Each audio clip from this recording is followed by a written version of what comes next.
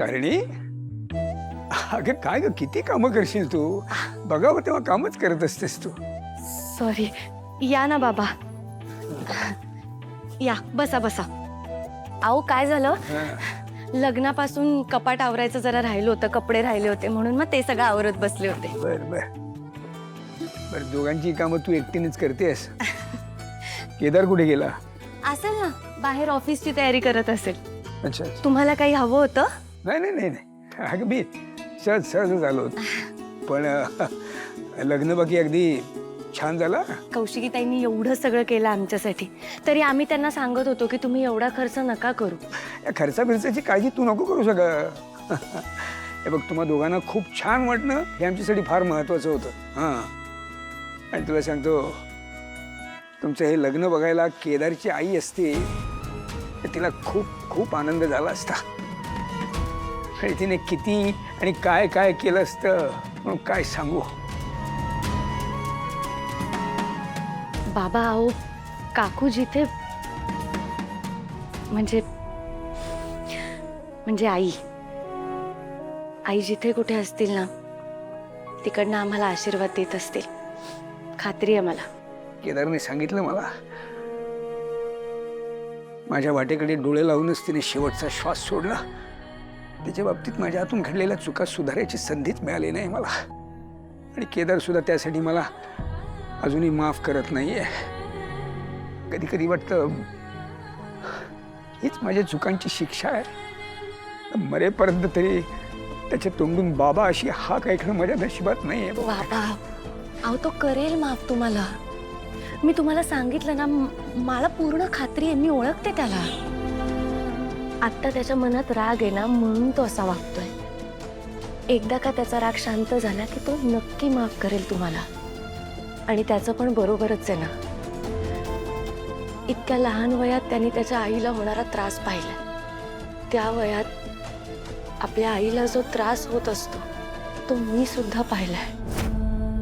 मी सुद्धा तो अनुभव घेतलाय.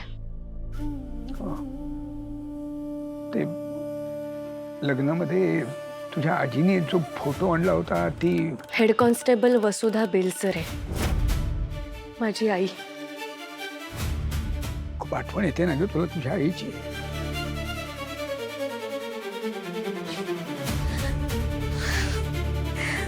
खूप लवकर सोडून गेली ना ती.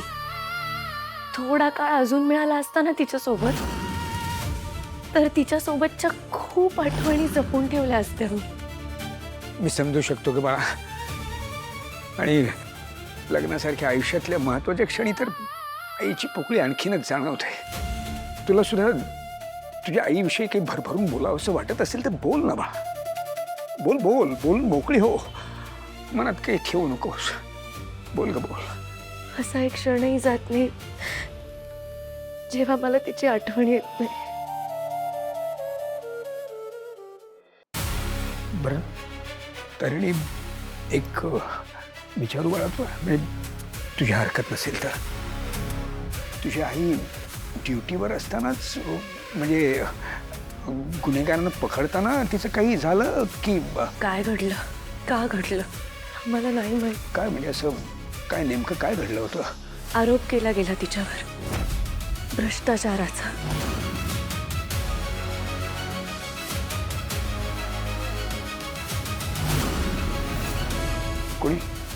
कोणी केले होते आरोप? माहित नाही. तिच्या विरोधात कोणीतरी पोलीस कंप्लेंट केली की तिने लाच घेतली आहे अशी. बाबा माझी आई अशी नव्हती. अहो लाच घेणं तर दूर, लाच देणाऱ्या माणसांबद्दल सुद्धा तिला खूप राग होता. पण मग तरी सुद्धा त्यांच्या विरोधात हे असे आरोप केले गेले. कोण कोण होती, कोणती माणसं? माहित नाही ती माणसं कोण होती, पण तिच्या विरोधात खूप मोठा सापळा रचला गेला होता. पण माझी आई खूप प्रामाणिक होती. तिचे डोळे बघितलेत मी. तिचे डोळे कधीच खोटं नाही बोलायचे. आणि ते डोळे मी कधी विसरूही शकत नाही. त्या डोळ्यांमध्ये लाज नव्हती. त्या डोळ्यांमध्ये अपराधीपणाची भावना सुद्धा नव्हती.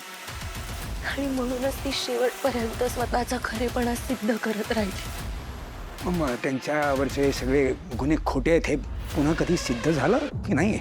नाही झालं. कुठलाही पाठपुरावा न करता समाजाने तिला दोषी ठरवून टाकलं.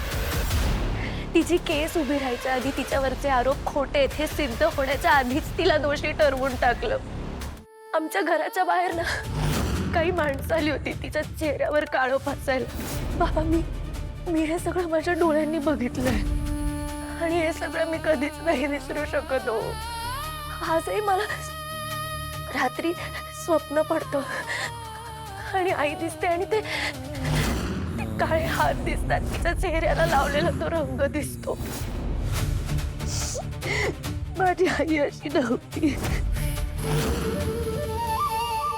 पण ती या परिस्थितीला खूप धीराने आणि खूप खंबीरपणे सामोरे गेली. शेवटच्या श्वासापर्यंत लढत राहिली आणि लढता लढता मला सोडून गेली.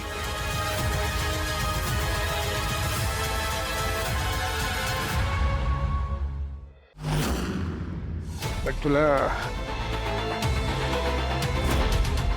कोणावर काही संशय वगैरे?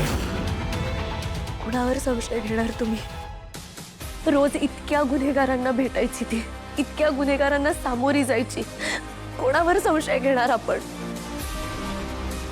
ती आजही लोकांच्या मनात एक भ्रष्ट पोलीस ऑफिसर आहे ना, ह्याचा जास्त त्रास होतो मला. एक गोष्ट मात्र खरी आहे, तिने आत्महत्या नाही केली, तिची हत्या झाली आहे. ज्या माणसांनी तिला या सगळ्यात अडकवलं ना, त्यांनी तिला जीव द्यायला भाग पाडलाय. मग हे सगळं घडलं तेव्हाचं आणखीन काही आठवतंय तुला? म्हणजे तुझ्या आईने कोणाच्या नावाचा काही उल्लेख वगैरे केला असेल किंवा तिला त्यावेळी कोणी भेटायला आलं असेल असं वगैरे? नाही, म्हणजे ती कुठल्या तरी केसच्या मागे होती एवढंच मला माहिती आहे. ती कुठल्या तरी गुन्हेगारांना शिक्षा देण्याचा प्रयत्न करत होती. आणि त्यानंतर हे सगळं घडलं. बाबा, तुम्हाला माहिती आहे, हे सगळं जेव्हा घडलं ना त्यावेळेस आई खूप एकटी पडली होती. कोणीच तिच्यावर विश्वास ठेवायला तयार नव्हतं, बाबा सुद्धा नाही. एकटी सुमीच होती जिचा माझ्या आईवर पूर्ण विश्वास होता. पण सुमी पण तिला हे सगळं करण्यापासून नाही थांबवू शकली